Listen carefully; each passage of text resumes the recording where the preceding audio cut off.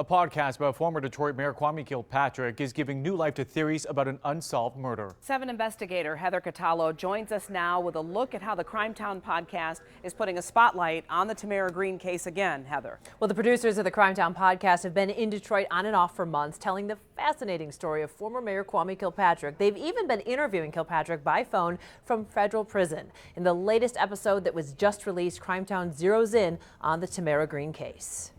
Then after this young lady got killed, the news was chasing me down, calling me a murderer. From his federal prison cell, Kwame Kilpatrick is telling all to the producers of the Crimetown podcast. From his rise as Detroit's youngest mayor to his downfall with the text message scandal and federal racketeering trial, Crimetown is reliving it all. There was no party.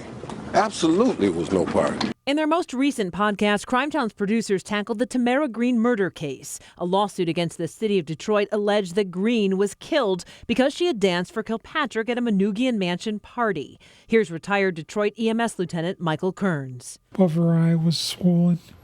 She had been crying. She was physically upset. And did she tell you her name? Tammy Greene. Crimetown explores the claims of missing emails, vanishing evidence, and theories that a cop killed Greene. But they also interview retired Detroit police detective Mike Carlisle about those allegations. He says most of them were just rumors. They were completely false.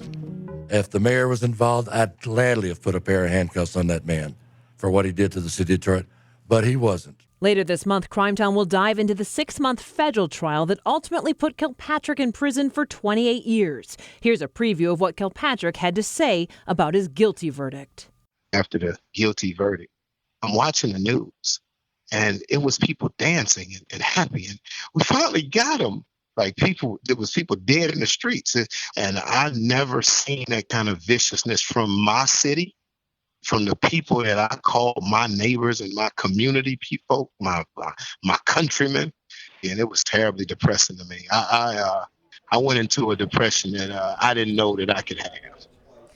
WXYZ has provided Crimetown with a lot of archival footage from our extensive coverage over the years, so you will hear a lot of familiar voices in the podcast. You can listen to Crimetown on Spotify. Alan and Glenda.